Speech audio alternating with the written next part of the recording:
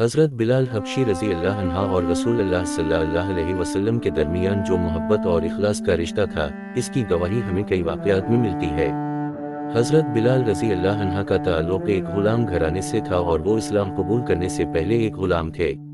ان کا ایمان، ان کی قربانی اور ان کی اطاعت رسول اللہ صلی اللہ علیہ وسلم کے ساتھ محبت کا ایک عظیم نمونہ ہے۔ ان کی کہانی ہمیں یہ درس دیتی ہے کہ کیسے ایک انسان اپنی حیثیت سے قطع نظر اللہ کے دین اور اس کے رسول کے لیے ہر قسم کی قربانی دے سکتا ہے۔ اسلام قبول کرنے کے بعد کی مشکلات۔ جب حضرت بلال نے اسلام قبول کیا تو ان پر بے پناہ ظلم و ستم کیا گیا۔ ان کے مالک امیہ بن خلف نے انہیں اذیتیں دینا شروع کی، انہیں گرم ریت پر لٹایا جاتا، سینے پر بھاری پتھر رکھا جاتا اور شدید تشدد کیا جاتا، مگر حضرت بلال کی زبان سے ہمیشہ صرف احد احد، یعنی اللہ ایک ہے، اللہ ایک ہے، نکلتا تھا۔ وہ نہ جھکے، نہ ڈرے اور نہ ہی اپنے ایمان کو چھوڑا۔ ان کے دل میں اللہ اور رسول اللہ صلی اللہ علیہ وسلم کے لیے بے پناہ محبت اور عقیدت تھی۔ یہ وہ جذبہ تھا جو ایک غلام کو ایمان کے اس درجے تک لے آیا کہ اس کے دل سے خوف اور ڈر کا ہر احساس مٹ گیا۔ حضرت بلال کی زندگی کا یہ پہلو ہمیں یہ سکھاتا ہے کہ ایمان کا تقاضا یہ ہے کہ ہم ہر آزمائش میں ثابت قدم رہیں اور اپنے ایمان کی خاطر ہر مشکل کو برداشت کریں۔ حضرت بلال اور حضور صلی اللہ علیہ وسلم کی بکریوں کا واقعہ۔ اب ہم آتے ہیں اس مشہور واقعہ کی طرف جس کا ذکر آپ نے کیا۔ ایک دن حضرت بلال رضی اللہ عنہ کو کچھ بکریاں ملیں۔ اس وقت مسلمانوں کی مالی حالت اچھی نہیں تھی اور مدینہ کے بہت سے صحابہ کو روزی روٹی کے لیے جدوجہد کرنی پڑتی تھی۔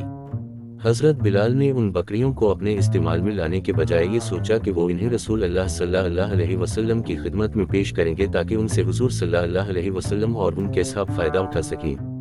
حضرت بلال رضی اللہ عنہ نبی اکرم صلی اللہ علیہ وسلم کے ساتھ ہر لمحہ گزارنے کی کوشش کرتے تھے اور انہیں ہر ممکن طریقے سے خوش کرنے کی جستجو میں رہتے تھے۔ چنانچہ وہ ان بکریوں کو لے کر حضور اکرم صلی اللہ علیہ وسلم کی خدمت میں حاضر ہوئے اور عرض کیا کہ یہ بکریاں آپ کے لیے ہیں اور ان کا دودھ بھی آپ اور آپ کے اہل خانہ کے لیے استعمال کیا جائے۔ یہ حضرت بلال کی محبت کا وہ انداز تھا جو انہیں عام صحابہ سے ممتاز کرتا ہے۔ ان کے دل میں اپنے نبی کے لیے ایک بے مثال اخلاص اور عقیدت تھی۔ حضرت بلال نہ صرف حضور اکرم صلی اللہ علیہ وسلم کی خدمت میں اپنے وقت اور اپنی محنت کو وقف کرتے تھے، بلکہ جو کچھ ان کے پاس ہوتا اسے بھی دین کے لیے وقف کر دیتے۔ رسول اللہ صلی اللہ علیہ وسلم کی خوشی۔ جب رسول اللہ صلی اللہ علیہ وسلم نے حضرت بلال کی یہ قربانی دیکھی تو آپ صلی اللہ علیہ وسلم نے ان کے اس عمل کی بہت تعریف فرمائی اور ان کے لیے دعا کی۔ نبی اکرم صلی اللہ علیہ وسلم نے حضرت بلال کے اس خلوص کو پسند فرمایا اور انہیں اپنی قربت عطا کی۔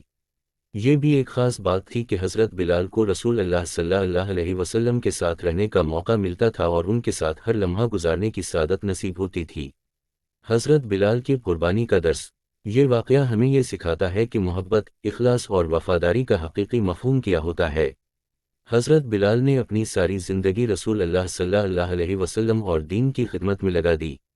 ان کی یہ قربانی ہمیں یاد دلاتی ہے کہ ہمیں بھی اپنے نبی صلی اللہ علیہ وسلم کی محبت میں اپنی زندگی کے ہر پہلو کو دین کے لیے وقف کرنا چاہیے۔ حضرت بلال نے دنیا کی ہر چیز کو پیچھے چھوڑ دیا اور اپنے مال و جان کو اللہ کے دین کے لیے استعمال کیا۔ حضرت بلال کا مقام و مرتبہ۔ حضرت بلال رضی اللہ عنہ کا تعلق اگرچہ ایک غلام گھرانے سے تھا اور ان کی حیثیت عام لوگوں کے مقابلے میں کم تر سمجھی جاتی تھی، مگر ان کا ایمان انہیں ایک بلند مقام پر لے گیا۔ وہ وہی بلال تھے جنہیں اذان دینے کا اعزاز ملا اور جن کی آواز جنت میں گونجنے والی تھی۔ نبی کریم صلی اللہ علیہ وسلم نے ان کے بارے میں فرمایا کہ میں نے جنت میں تمہارے قدموں کی آہٹ سنی۔ حضرت بلال کا یہ مقام اس بات کا ثبوت ہے کہ اللہ کے نزدیک اصل قدر و منزلت ایمان، اخلاص اور قربانی کی ہوتی ہے، نہ کہ دنیاوی حیثیت اور مرتبے کی۔ اللہ تعالیٰ نے انہیں دنیا و آخرت میں وہ مقام دیا جس کا خواب بھی شاید وہ نہ دیکھ سکتے تھے۔